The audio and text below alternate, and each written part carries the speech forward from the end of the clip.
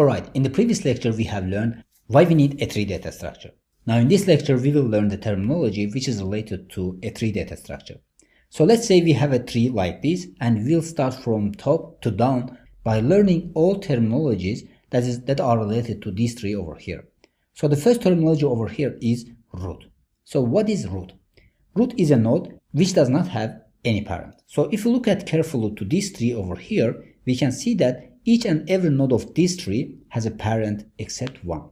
So if you start from, for example, from N7, we see that the parent of N7 is N4. And N4 also has a parent of N2, and it continues like this. Now the only node, which is N1 over here, does not have any parent over here. So in this case, if a node does not have any parent, in this case, it means that this is a root node. So in our tree over here, N1 is root node. So let's continue to the next terminology, which is edge. It's a basically link between parent and a child. So if we take, for example, N2 over here, we can see that the children for this node are N4 and N5. So in this case, the edge is the link from N2 to N4 and from N2 to N5 over here. So these links are called edge in case of tree data structure. Now let's continue to the next terminology. The next terminology is a leaf. A leaf is a node which does not have any children. So here in our tree data structure, if we examine these nodes over here, we can see that many of these nodes have children. So N4 has two children, which are N2 and N3. And N3 also has a child, which is N6. And N2 also has child of N4 and N5. And N4 also has child of N7 and N8 over here. Now in this case, we can see that N7, N8, N5, and N6 do not have any children. So these are leaf nodes in this case. So we can call these nodes, and this one N5 and N6 also included over here, are leaf nodes because they don't have any children in this case. Now the next terminology is sibling. The sibling is a children of same parent. So if we take, for example, N2 over here, we can see that the children of N2 are N4 and N5. So we can say that N4 and N5 are sibling. Now the next terminology is ancestor. So let's see what is an ancestor for a given node. So we can easily understand that an ancestor is a parent or a grandparent of these nodes over here. So for example, the ancestors of this node over here, for example, if we take N7, are N4, N2, and N1. So it continues from this node until we reach the root node over here.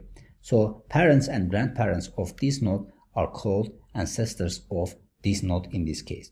Now the next terminology is depth of a given node. Now it's a basically length of path from root to this node over here. So let's see, for example, what is the depth of N4 in this case. So we said that this is the length of path from root to this node over here. Now from root to N4 we have two lengths. So one step is from N1 to N2, then the second step is from N2 to N4. So in this case the depth of N4 is 2.